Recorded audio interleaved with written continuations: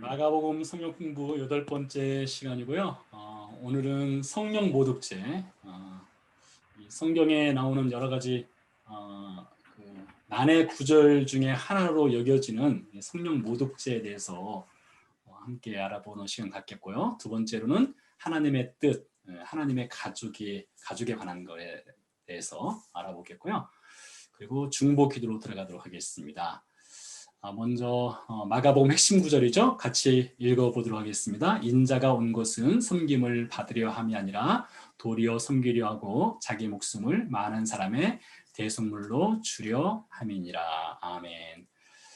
오늘은요 꽃나무를 좀 보여드리겠습니다. 여러분께서 보시는 이 꽃나무는 정확하게는 과실수죠. 아몬드 나무가 되겠습니다. 이제 좀 있으면 2월이잖아요. 이스라엘은 2월 달쯤 되면은 봄의 전령사라고 하는 아몬드 나무의 꽃이 피기 시작을 합니다. 그래서 주로 갈릴리 남부, 갈릴리 북쪽에 이 아몬드 나무를 많이 재배를 하는데요. 이 아몬드 나무를 잠시 보여드리도록 하겠습니다.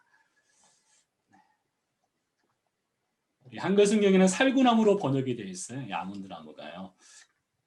이 아몬드 나무와 관련된 성경 이야기가 몇 군데 등장을 하는데요. 잠시 멈추고 성경을 읽어보도록 하겠습니다. 같이 읽어보겠습니다. 에레미야 내가 무엇을 보느냐 하시매 내가 대답하되 내가 살구나무, 아몬드 나무죠. 아몬드 나무 가지를 보나이다.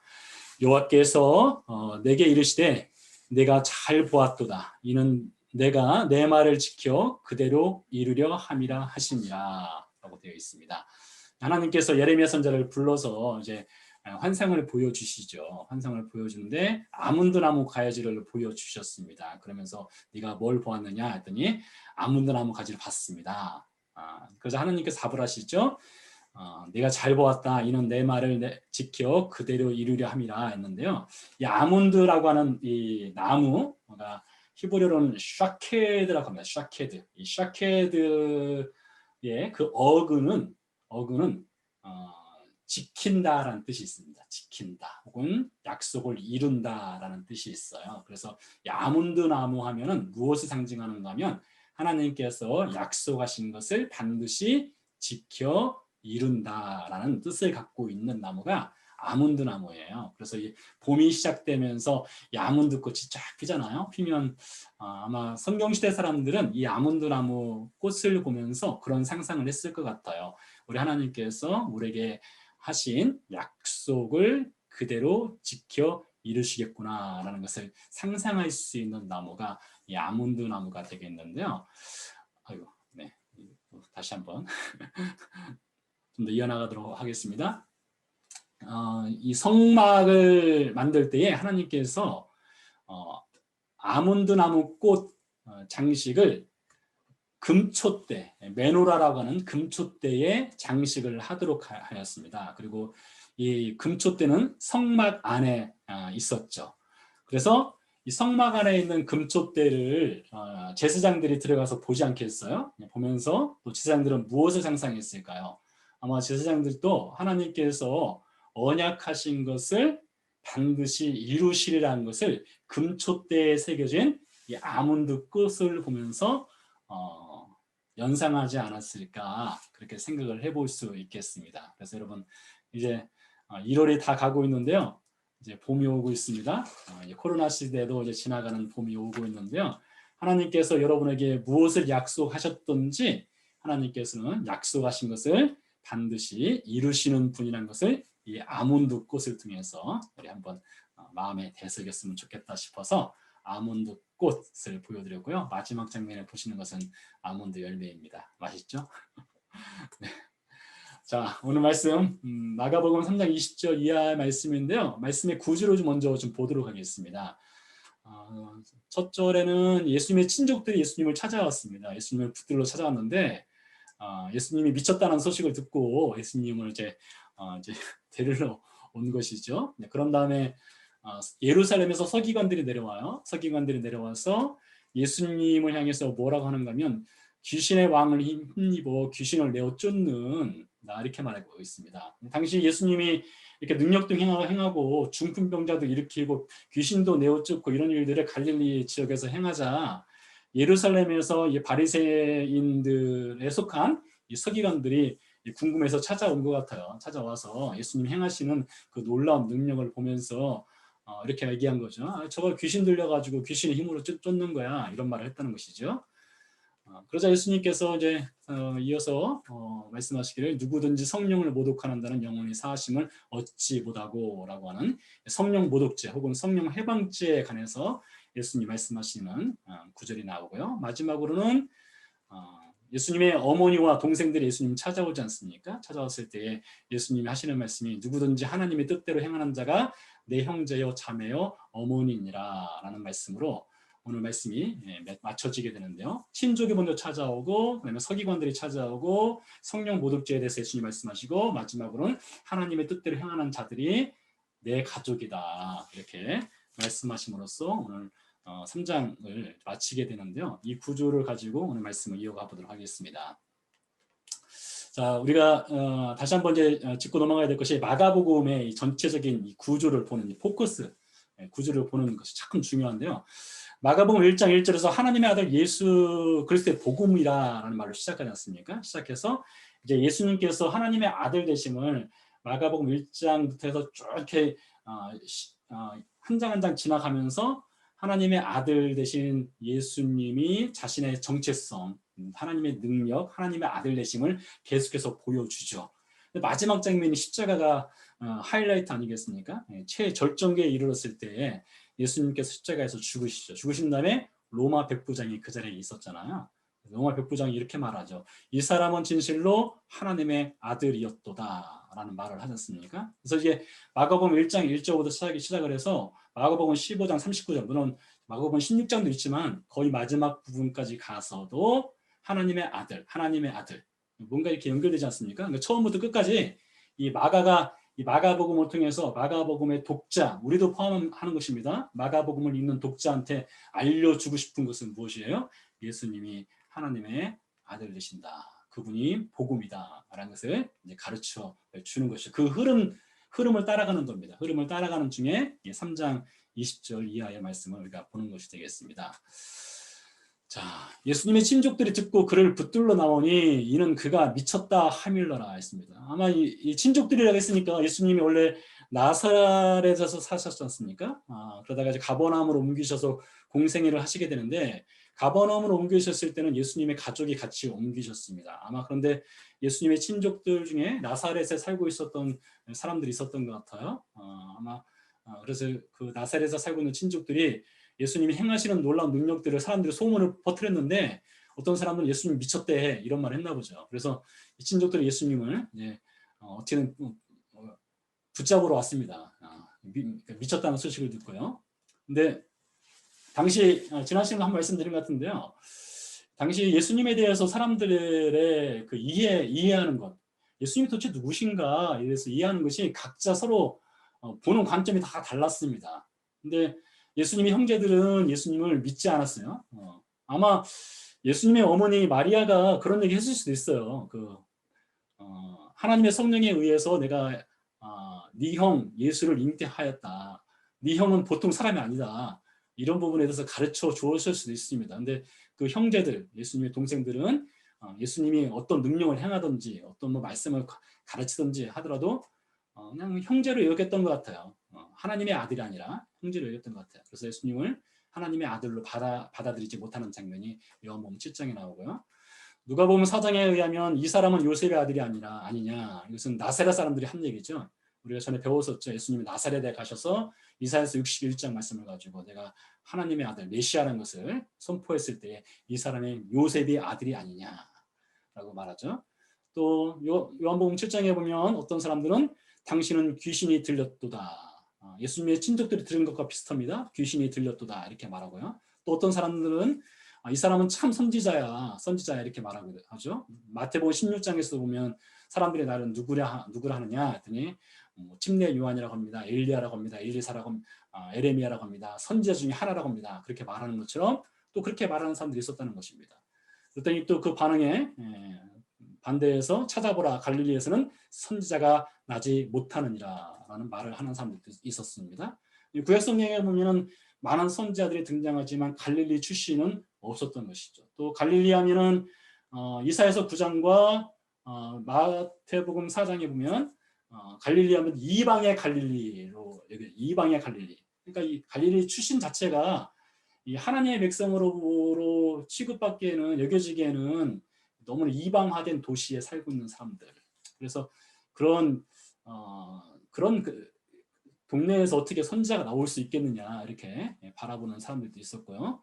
또 어떤 사람들은 이 사람은 죄인이다라고 말하는 사람들이 있었습니다. 요한복음 9장 얘기인데요. 한번 기회 되시면 요한복음 9장을 읽어보세요.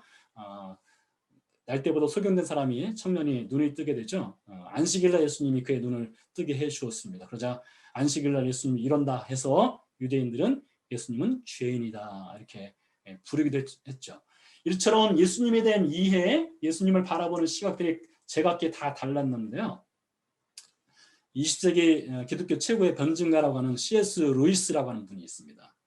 C.S. 루이스가 세 종류의 사람들이 있다고 했어요. 예수님을 바라보는 그 시각을 갖고 있는 사람들이 세 종류의 사람들이 있다. 첫 번째로 예수님을 미친 사람으로 바라보는 사람들이 있고, 두 번째로 예수님을 거짓말쟁이로 바라보는 사람들이 있고, 세 번째로 예수님을 주님으로 혹은 그리스도 구원자로 바라보는 사람들이 있다라고 이야기를 하고 있습니다.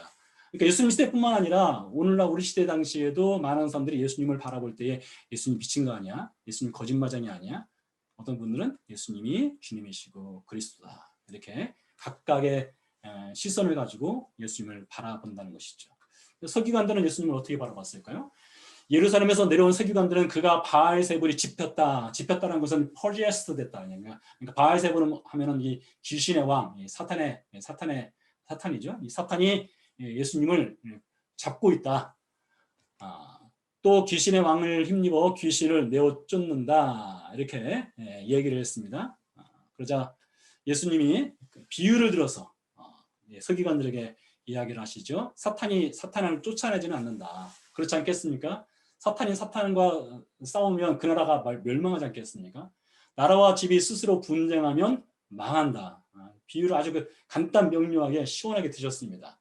그러면서 마지막으로 사람이 먼저 강한 자를 결박하지 않고는 그 강한 자의 집에 들어가 세간을 강탈하지 못하리니 결박한 후에야 그 집을 강탈하리라 라는 말씀을 했습니다. 이 말씀 약간 설명이 필요할 수도 있겠는데요. 이 강한 자는 사탄을 뜻하고요. 앞에 나오는 사람은 예수님을 뜻합니다. 그러니까 사탄이 강하다 이거죠. 사탄이 강하지만 더 강해야 사탄을 결박하고 그 집에 들어가서 세간을 강탈할 수 있지 않겠느냐 했다는 것이죠. 그러니까 사탄보다 예수님이 강하시다는 것을 예수님이 말씀하시는 겁니다. 그동안 예수님이 여러 가지 증명을 보이셨죠. 귀신을 내어 쫓고 중풍병자를 고치시고 하나님의 죄사함을 행하시고 그런 것을 통해서 사탄보다 예수님이 강하다는 것을 알려주셨죠. 그런 다음에 세간을 강탈하지 못하리니 결박한 후에야 그 집을 강탈하리라. 이 말은 사탄이 잡고 있는 사탄이 공중권세 잡은 사탄이 잡고 있는 것이 있습니다. 바로 에베소 2장에서 말하는 것처럼 바로 우리였죠. 죄인들. 그러니까 원래 우리는 공중권세 잡은 자를 따랐고 본질상 진노의 자녀였다고 바울이 얘기하는 대로 우리는 원래는 사탄의 소유물이 되었었던 것입니다. 근데 예수님, 사탄보다 더 강하신 예수님이 오셔서 그 사탄의 결박을 푸시고 우리를 구해내셨다는 것이죠. 그래서 예수님께서 말씀하신 것이 어떻게 내가 사탄이라면 내가 사탄과 어떻게 싸울 수 있겠느냐. 그런 일은 있을 수 없다라고 하시면서 예수님이 드디어 성령 모독죄에 대해서 말씀하십니다. 같이 한번 읽어보겠습니다. 내가 진실로 너희에게 이르노니 사람의 모든 죄와 모든 모독하는 일은 사하심을 얻되 누구든지 성령을 모독하는 자는 영원히 사하심을 얻지 못하고 영원한 죄가 되느니라. 이는 그들이 말하기를 더러운 귀신이 들렸다 함이로라 했습니다. 그래서 이 구절이 참 어려운 구절로 여겨지고요. 해석이 참 다양한 해석이 주어지고 있습니다. 저도 이제 여러 가지를 찾아봤는데요. 제 나름대로 또 제가 지지하는 학자들의 견해를 가지고 이것을 풀어가 보도록 하겠습니다. 성령 모독죄 혹은 성령 회방죄라고 하는데요. 이렇게 성령 모독죄에 대해서 예수님 말씀하신 그 이유가 서기관들이 와서 사탄에게 예수님이 붙잡혀 있고 사탄의 힘으로 이런 놀라운 능력을 행한다고 했죠. 그래서 예수님은 사탄의 종이고 귀신 들렸다. 그리고 사탄의 능력을 행사하는 것이다. 이렇게 말했습니다. 근데 그렇게 말하니까 예수님에 대한 이해 자체가 예수님은 사탄의 종이니까 예수님의 무슨 말씀을 듣든지 그 예수님을 통해서 예수님이 주시고자 하시는 그 회개와 구원과 그 죄사함의 은혜를 이렇게 말하는 사람들은 누리고 싶어도 누릴 수가 없는 겁니다. 왜요? 예수님은 사탄의 종이니까요. 예수님이 사탄의 능력을 행하니까요. 그러니까 예수님께서 무슨 말을 하더라도 예수님을 통해서 죄사함 받을 만한 그런 마음의 준비가 전혀 없는 것이죠. 그래서 죄를 회개하고 용서받을 수 있는 기회를 스스로 상실해 가는 사람들입니다. 그러니까 성령 모독죄라는 것이 무엇인가 하면 사실 어찌 보면 굉장히 간단할 수 있어요. 무엇인가 하면 성령 모독죄라는 것은 예수님을 하나님의 아들로 인정을 하지 않고 예수님을 통해서 죄사함이 있다는 것을 받아들이지 않으면 예수님께 나와서 죄를 용서받을 이유가 없습니다. 용서를 구할 이유가 없죠. 그러면 스스로가 회개받을 수 있는 기회를 상실하는 것이 되죠. 죄송합니다. 이게 안 넘어가나요? 네, 됐습니다.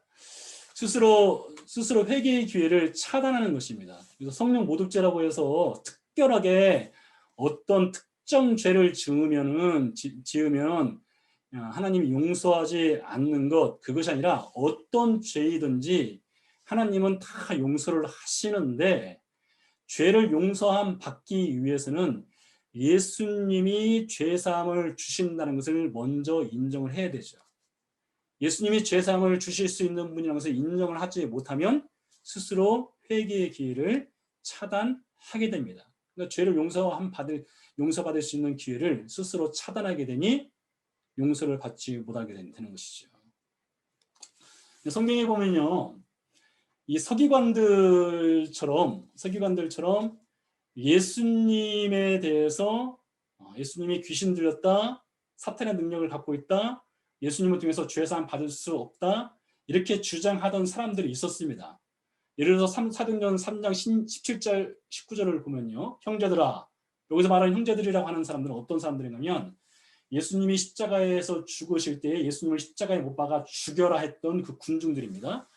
형제들아, 너희가 알지 못하여서 그리하였으며, 그러니까 여기서 말하는 형제들과 예수님에 향해서 저가 사탄에게 퍼져스 돼가지고 사탄의 힘으로 귀신을 내어쫓는다라고 말하는 서기관들이나 사도행전 3장의 형제들이나 똑같은 사람들입니다. 똑같은 부류의 사람들이에요. 똑같이 예수님에 대해서 예수님을 통해서 죄사함 받을 만한, 예수님은 죄사함을 주실 수 있는 분이라고 믿지 않았던 사람들이었던 거죠. 똑같은 부류의 사람들인데, 그러므로 너희가 회개하고, 이게 참 중요한 부분이거든요. 그러므로 너희가 회개하고, 그러니까 서기관에게도 회개할 수 있는 기회가 있는 것이고요, 예수님을 십자가에 못 박아 죽여라 말했던 사람들에게도 회개할 수 있는 기회는 여전히 있는 것입니다.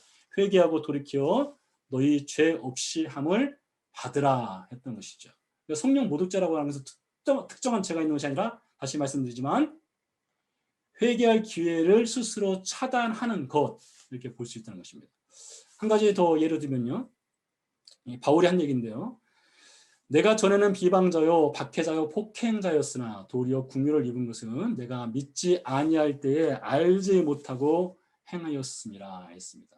그러니까 서기관, 형제들, 바울 똑같은 부류의 사람들이었던 것입니다. 근데 바울도 마찬가지예요. 내가 예수님을 알기 전에는 예수님 어떻게 하나님의 아들이야, 예수님이 어떻게 죄사함을 줄 수 있어, 예수님은 이단자야, 당연히 그러니 예수님 믿는 사람들을 잡아 죽여야 돼, 이렇게 얘기했던 사람이 바울이지 않습니까? 근데 그가 예수님을 만나고 나니까 예수님이 정말 하나님의 아들이셨구나, 예수님을 통해서만 죄사함이 있구나 라고 예수님을 인정하고 예수님을 제대로 이해하고 예수님께 나와서 용서를 구했을 때 예수님이 그의 죄를 용서해 주시고 예수님의 사도로 삼으셨다는 것이죠. 결국에는요, 성령 모독죄는 스스로 회개할 기회를 차단하는 것, 이렇게 이해할 수 있다는 것입니다. 오늘 컴퓨터가 약간 문제가 있는 것 같습니다.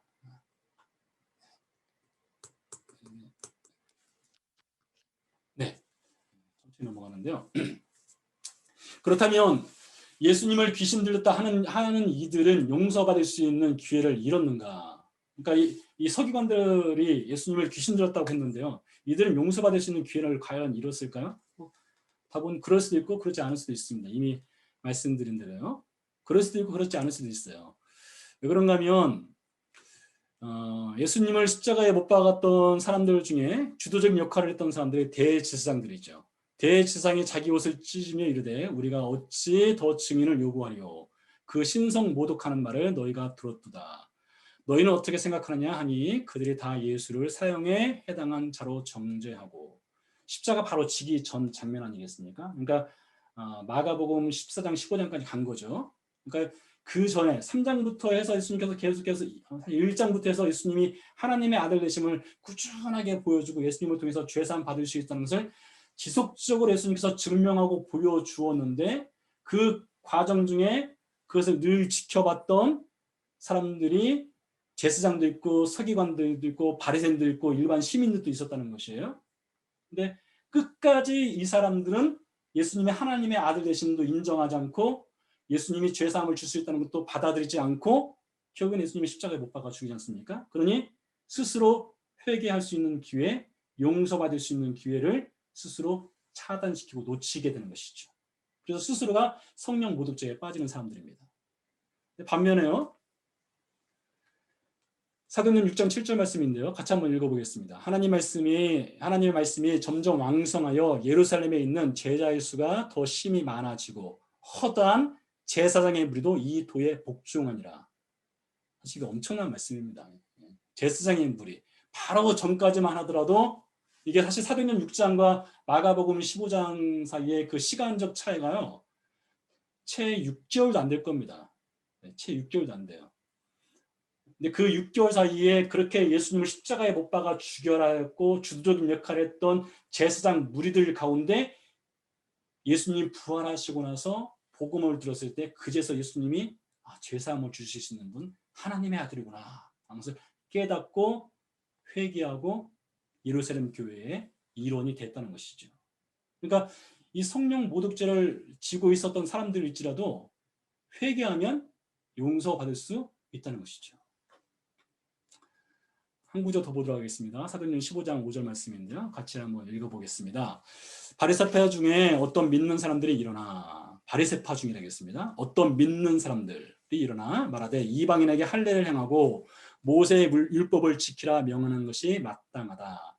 이것은 사도행전 15장은 예루살렘 종교회의라고 일컬어지는 것인데요. 예루살렘 교회에 모여서 바울과 이방인 선교사들과 예루살렘 지도자들과 함께 모여서 이방인 선교를 할 때 율법을 지키게 할 것이냐 안 지켜도 되느냐 이 문제를 가지고 서로 논쟁을 벌였습니다. 논쟁을 벌이는 과정 가운데 예루살렘 교회 멤버십 중에 누가 있었느냐? 바리새파가 있었습니다. 바리새파 중에 어떤 믿는 사람들이 있었던 것이죠. 그러니까 이 바리새파도 역시 마찬가지로 서기관들이나 제사장들처럼 예수님을 거부했던 사람들입니다.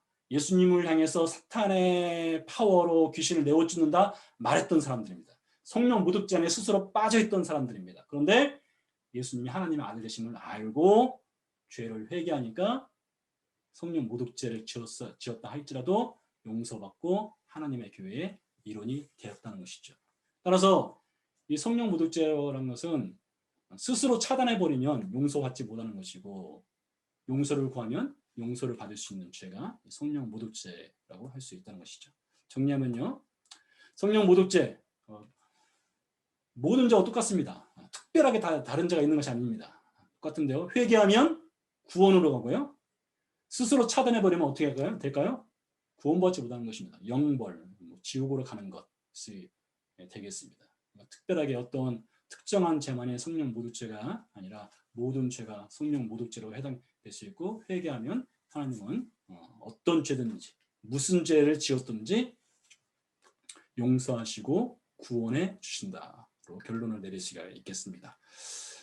다음으로요. 하나님의 뜻, 누가 하나님의 가족인가에 대해서 보도록 하겠습니다. 처음에는 예수님의 친족들이 찾아와서 예수님 미쳤다고 하니까 예수님 붙잡으러 왔었죠. 이제 두 번째로는 예수님의 어머니와 동생들이 왔습니다. 동생들이 와서 밖에 서서 사람들을 보내어 예수님을 부르니, 예수님 그 당시에 집에서 이제 사람들에게 말씀을 이제 가르치고 있었죠. 가르치고 있을 때 예수님의 어머니와 동생들이 와서 이제 들어가기가 뭐했는지 밖에 서서 사람들에게 부탁을 했습니다. 예수님을 좀 불러달라고. 그래서 사람이 들어가서 이제 예수님께 말하죠. 당신의 어머니와 동생들과 누이들이 밖에서 찾나이다라고 했습니다. 뭐 지금으로 말하면 목사가 이제 설교하고 있는데 이제 찾아온 거, 그러니까 어머니나 가족이 찾아온 겁니다. 찾아와서 이제 잠깐 우리 아들 좀 불러달라고 이렇게 한 것이죠. 예수님이 뭐라고 합니까? 누가 내 어머니며 동생들이냐?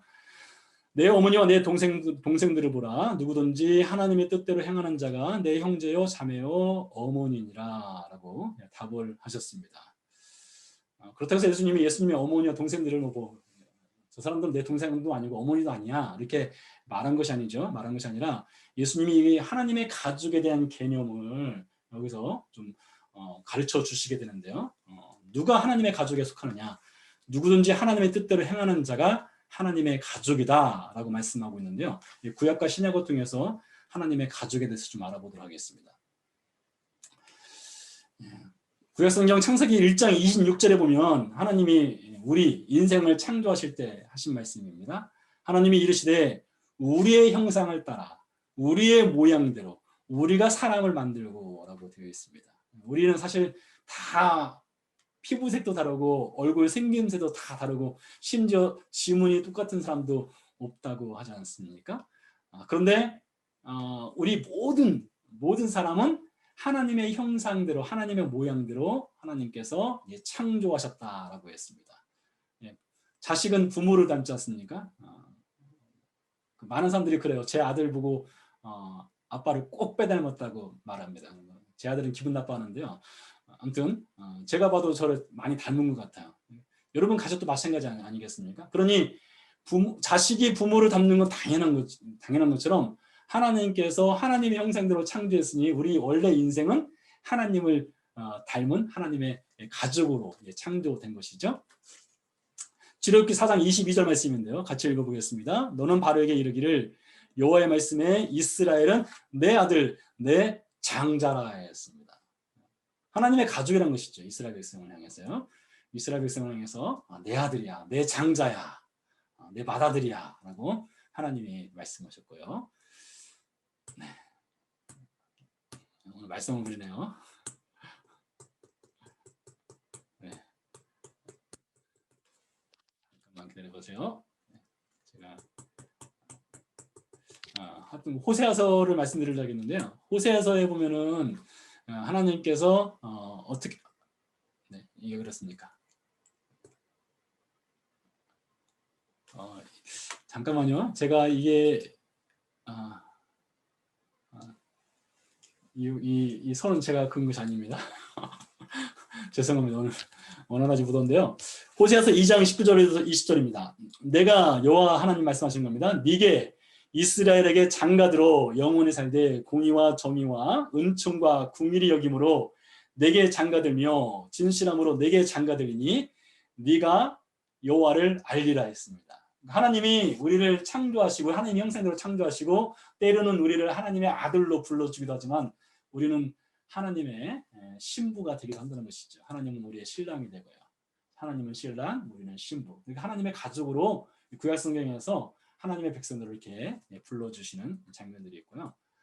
네, 신약 성경으로 가보도록 하겠는데요. 네, 넘어가지 않습니다. 네.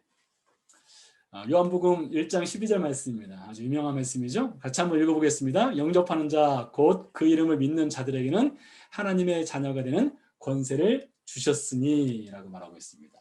자, 이제 예수님을 영접하고 구원을 받으면 믿는 자가 되면 이스라엘 백성뿐만 아니라 하나님의 언약 관계인 이스라엘 백성뿐만 아니라 이 전 세계의 모든 사람들, 우리를 포함한 모든 사람들이 하나님의 자녀가 된다라고 이야기하고 있고요. 안 넘어가나요?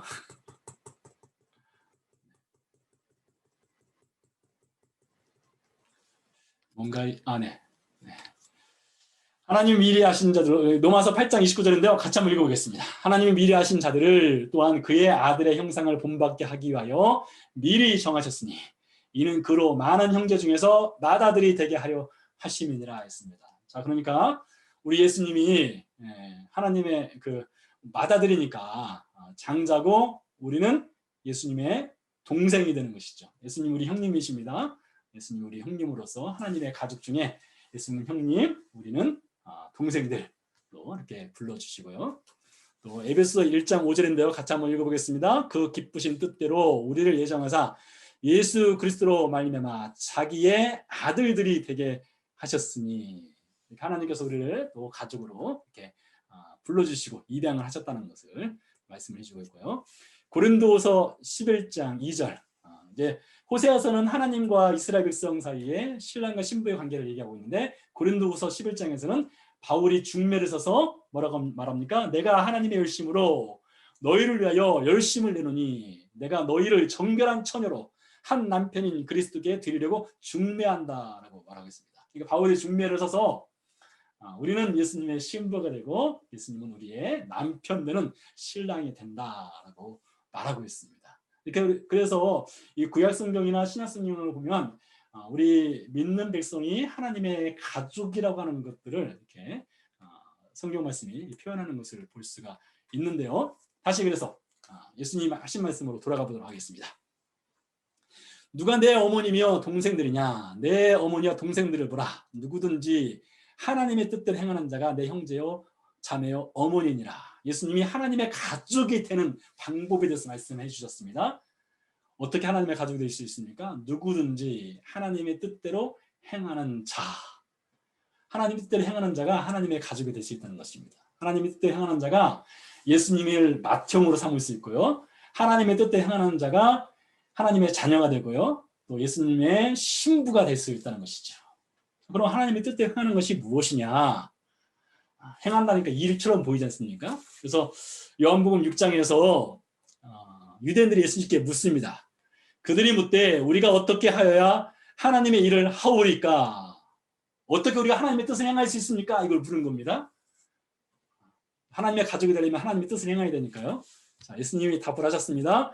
예수께서 대답하여 이르시되 뭐뭐뭐뭐 하는 것이 하나님의 일이니라. 여러분 답이 무엇일까요? 뭐예요? 네, 하나님께서 보내신 일을 믿는 것이십니다. 자, 그러니까 우리가 하나님의 가족이 되는 방법, 하나님의 뜻대로 행하는 것, 그것이 무엇이냐? 하나님께서 보내신 일을 믿는 것입니다. 그러니까 저와 여러분이 성도로 불리고 그리스도인으로 불리고 하나님의 자녀로 불리고 예수님의 신부로 불리고 예수님을 맏형으로 부르고 이렇게 할 수 있는 것은 하나님께서 보내신 일을 믿는 것, 그것을 통해서 가능하다는 것이죠. 근데 이 믿음이라는 것이 무엇이냐? 믿음이라고 하는 것과 뜻대로 행하는 것은 동전의 양면과 같은 것이에요. 믿으면 행하게 되고 믿으면 행할 수밖에 없습니다. 하나님을 사랑하면 하나님의 뜻대로 행하게 되죠.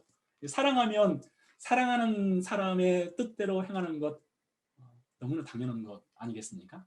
우리가 하나님을 사랑하면 하나님의 뜻대로 행하는 것입니다. 하나님의 가족이고 하나님을 아버지로 삼고 하나님 예수님의 남편이 되시고 그러니 사랑하는 남편 되시는 예수님의 뜻대로 행하는 것 너무나 지극히 정상적인 것이죠. 자, 그래서 누가 하나님의 가족이 됩니까? 하나님 예수 그리스도를 믿는 자, 하나님의 뜻대로 행하는 자, 하나님을 사랑하는 자, 그런 사람들이 바로 하나님의 가족이 되는 것이죠. 자, 그래서요 오늘 말씀을 좀 정리를 해보면 친족들은 예수님을 미쳤다고 했습니다. 미쳤다는 소문 듣고 잡으러 갔고요. 서기관들은 예수님을 향해서 귀신 들렸다고 했습니다. 그래서 예수님께서 성령 모독죄에 대해서 말씀하셨고요. 어떤 죄든지 아무리 극악한 죄를 지었다 할지라도 심지어 예수님을 십자가에 못 박아 죽이는 죄를 지었다 할지라도 스스로 그 죄의 진 것을 회개하지 않고 버티지 않는 이상 예수님께 나와서 용서를 구하면 하나님의 뜻에 따라서 하나님의 가족이 될 수 있는 것이죠. 누구든지 어떤 죄를 지었든지. 자, 이것이 마가 시대 당시에 그 주로 그 로마 제국에 속해 살고 있는 이방인 신자들에게 가르쳐주고 있는 내용입니다. 근데 이방인 신자들이 이 말씀을 이렇게 쭉 읽으면서 혹은 들으면서 예수님에 대해서 알아가고 있지 않습니까?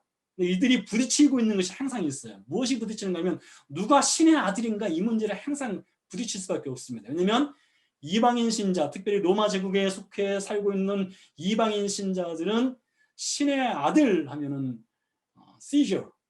시저가 신의 아들이다라고 배웠고 그렇게 알고 있는 사람들 아니겠습니까? 그래서 그 사람들도 처음에 이 마가가 들려주는 예수님에 대해서 듣고 들으면서 이렇게 생각할 수 있어요. 그거 미친 거 아니야? 귀신 들린 거 아니야? 이런 생각을 할 수 있었겠죠. 근데 점점 이 사람들이 마가를 통해서 혹은 마가의 복음을 들은 사람들이 가르쳐주는 예수 그리스도에 대해서 점점 들으면서 하나님의 아들은 시저가 아니었구나. 예수님 미친 거 아니구나. 예수님 귀신 들린 거 아니구나. 예수님이야말로 하나님의 아들이구나. 그것을 깨달아가고 있는 과정이죠. 그래서 마가복음 15장 39절에 나오는 백부장의 고백이 바로 마가복음을 읽고 있는 독자들의 고백을 대표해서 하는 것이죠. 이 사람은 진정 하나님의 아들이었도다. 그 고백으로 나가는 것입니다. 여러분, 우리도 그러지 않습니까? 우리도 어쩌면 예수님을 만나게 되는 예수님 미친 거 아니야? 예수님 귀신 들린 거 아니야? 예수님 거짓말쟁이 아니야?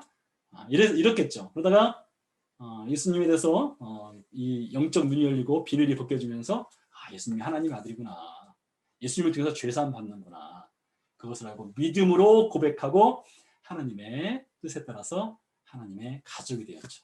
그래서 우리가 이렇게 모여서 같이 성경도 배우고 같이 기도도 하고 한 교회 공동체 안에서 신앙생활도 할 수 있게 된 것 아니겠습니까? 얼마나 놀라우신 하나님의 은혜입니까?